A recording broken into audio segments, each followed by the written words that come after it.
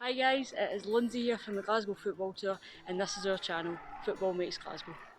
Football Memories Scotland was launched in 2009 to tackle Alzheimer's disease by providing football images for reminiscence activity. Robert Harvey and Kenny Butler have been long-standing volunteers with the Football Memories project, while the Jimmy Johnstone Academy have hosted many reminiscence sessions. This is what the boys had to say.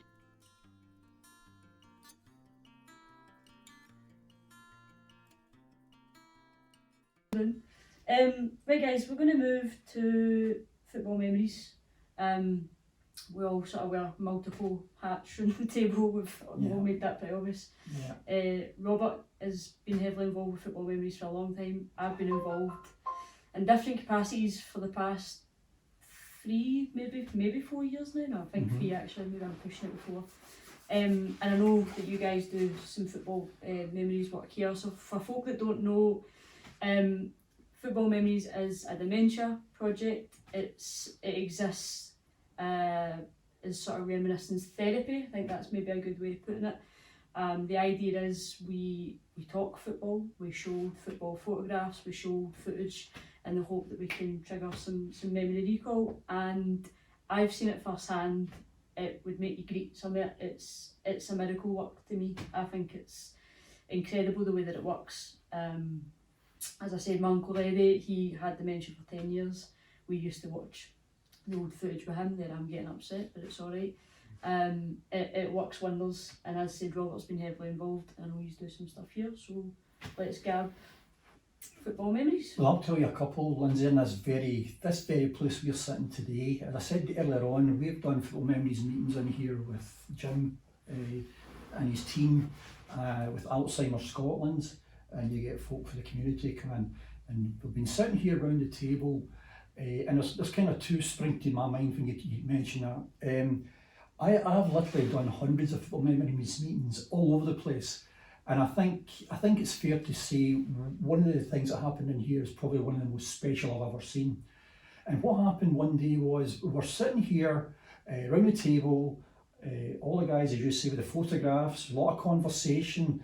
It's maybe strange to say this, but you get a lot of banter at these meetings and a lot of laughter actually, which sounds quite strange to say. But a gentleman came in here with his carer and he sat down at the table. He was made very welcome, as the guys always make you welcome here. Sat down here. He sat down with the photographs, and after about 15 minutes, he got a little bit restless. Now that is actually okay. Someone with one set of dementia, you get to see wee things that happen. So he was getting a wee bit restless, looking about, a lot of noise, that type of thing. So what we did, Lindsay, was we took him through that little corridor there, and the dressing room's next door. And we walked into the dressing room, and on the pegs, Jim and the guys must have had a game or something that night, but on the pegs was all the jerseys, and there was a few bits of football boots and ball and all that sort of stuff in the dressing room. Plus, of course, the smell, football dressing room, that smell. And this gentleman went in there, and we stood there, and he stood in the middle of the room, and he looked around, and he looked at the football jerseys, and it was like a light going on. It was just like something happened, something switched on with him in that environment. And all of a sudden, he was standing there telling his stories about football. In actual fact, he was a ball boy here. All right. He was a ball boy when he was a wee boy here. And he started to tell us about going to the Third Lanark games, how he used to get into the dressing room after the games. The old players used to give him a couple of pennies. All this stuff was coming back.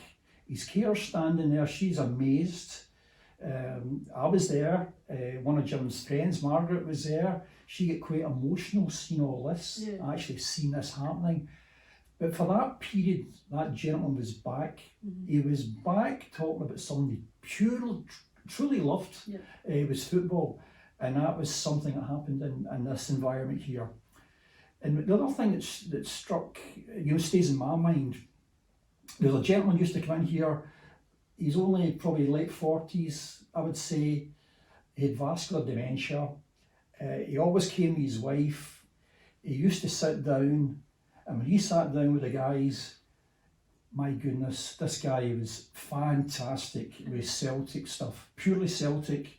his wife used to stand here and she would watch her husband, you know, start to talk, start to engage, and believe it or not, I mean, he was sharing so many good stories. We were all learning from him. This is a gentleman with dementia, remember? And anyway, his wife was there, and I remember she came through here, went into the kitchen there, and a wee cup of tea, and I went through and I was having a wee chat with her, and she was saying how much she enjoyed coming and what this is doing for him. And these meetings used to start at 2 o'clock in the afternoon, and she told me, he was dressed at 9 o'clock this morning, wanting to come to the meeting. He was so looking forward to it. Plus the fact it gives him an opportunity to express something that he obviously loves, is football. So you do see many special things, and that's just two of many things that's happened in this room. Yeah, just brilliant. Just brings folk to life, I think. You know, there's obviously no cure for dementia, Lindsay. You know, but in that period, you will see it many times now what can happen. But something that's often overlooked, and we should never ever forget this, is that you're giving their families, if they've got family with them, a chance to create new memories. So for that lady that day, watching her husband engaged, it's a new memory for her. It's something that she probably didn't expect to see. So there's lots of powerful little things happening with memories meets. I was talking to Robert earlier on about, I attended the Alzheimer's conference at Hampden, and I go along to Ibrox sometime and to the dementia group there and take part in it with the people there. And when I was at Hampden, and the guy on the rostrum was telling us a story, and it was about this guy who knew who had the Alzheimer's, and he says to him, the guy was a big Rangers man, he says to him, Charlie, how would you like to have played for Rangers? Oh, I would have loved that, I would have loved it. Charlie, how would you like to have played at Hampden? Oh, I would have loved that. He says, well, why don't you come along? We're having a walking football tournament and you can represent Rangers. So the photo comes up, and it's the guy who goes to the dementia group that I attend at Ibrox. So anyway, Rangers go on to win it. Charlie ends up player of the tournament. Brilliant. Right? So after it finished, I went up to the guy, Chris Kelly, and I asked him if he could put the photograph back up on the screen again, and I took a photo of it, and I went to Ibrox about a fortnight later or whatever it was. And we're on the room, we're all talking, the programmes are going round and the photographs are going round. And I says, hang on a minute here, there's somebody actually in here who's played for Rangers. They're all looking. And I says, not only has he played for Rangers, I says, he's played at Hampden and he's won a national final. So I put my camera in and started looking, and I got to the guy and I went, that's me, that's me. Is that that trophy that's on the telly? You know? And then sparked him, and his wife phoned me that night and she says, Kenny, he's been buzzing all day because the guys in the meeting, you know, asked, how was it to play for Rangers, Charlie? You know, thinking he was a player. And it just went like that the whole day, and I used to take them home. I used to drop them off the Shawlands at night. As I said, she phoned me up, she says, Kenny, all night he's been going about, is that what that cup was? Is that what that cup was? And he would sit with the medal on, and it all just came back to him, and that's why he was there. A great story, huh? There's another story, but it's not for the camera. You know, it's a great story. And there you go, he represented the Ibrox by a Jimmy Johnstone academy trustee down and helping people, and that's what Jimmy was all about, wanting to help people. I think the dementia group that's actually run Football Memories, coming in here, it's been a privilege and a pleasure doing it. My own father suffered from dementia, and didn't understand it back then, but then when I seen what was happening in here, it was magical. And you're right, it do makes you emotional, it do makes you want to cry, but there's nothing wrong with that. No, there's absolutely nothing wrong with showing your emotions. It's very good to show your emotions, and when you cry and you get that way, it's not a weakness, it's a strength, which is very important for people to understand. But the dementia group that came here, and hopefully we can get it back again in the near future, would be a great thing. And with these older gentlemen, I know that the chap was a wee bit younger, but with the older gentlemen and older people that come, Jimmy Johnstone is bigger today than he was yesterday, because it sparks back a memory for the people who maybe don't have that. But when they see Jimmy Johnstone and they see the different players, like we spoke about, Willie Henderson all on the table, all the great players of yesteryear, it brings it back. So I think it's wonderful. So just last point on that, Lindsay, is one of the things you can do at these football memory meetings is, because you've got all the cards, you've seen the cards, you've seen all the different players, you can pick a dream team. Yeah. And of course, the biggest contentious argument around the table, well, sometimes, is when it comes to the right winger position. Oh, jeez.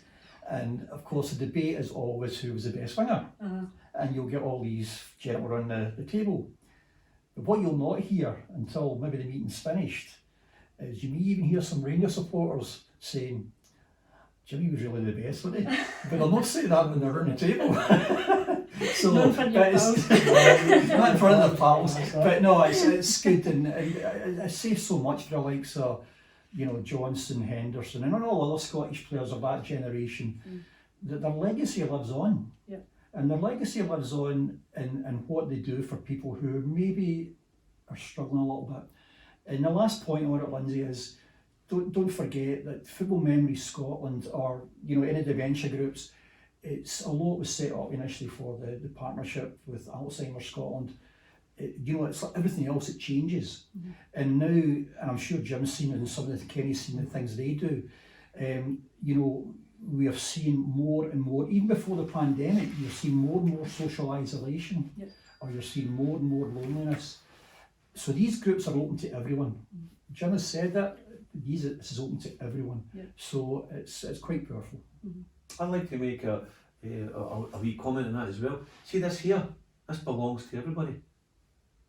This belongs to every Celtic supporter, football supporter throughout the world. This is for them to come to and visit where the Jimmy Johnstone Academy Charitable Trust is based. Everybody's welcome in here. If you went to Jimmy Johnstone's house, you'd be welcomed in. Didn't matter who you were or where you came from, you always had time. Even right up to maybe the last 8 months of his life, if somebody came to his door, bring them in. And Agnes Johnstone is still that way today. If you go to her door, she would speak to you. Jimmy Johnstone's door here is open to everybody. It's open to everybody, regardless. Can I just spark a wee memory for me, Jim, what you just said there? Can I just say a last wee story? No, sorry. Lindsay, Jim was saying about Jimmy Johnstone's house always been open. I've got a friend, he's an elderly gentleman now, but he was friendly with Jimmy in that social circle. And this gentleman fancied himself as a singer, right? He fancied himself as a chanter, but a singer. And one afternoon, they had a singing contest, right? I think it was in Uddingston somewhere, I don't know if it was Angels, I don't know where it was exactly, but they had a singing contest. And that singing contest actually ended up back in Jimmy's house, right? And it was a chanting contest, they were singing each other. And I've got a photograph of that in Jimmy's house, of the guys standing together, and I just thought, my God, that looked great. Can you imagine a singing contest, flying in the wall. just to be there. Well, you're talking about singing.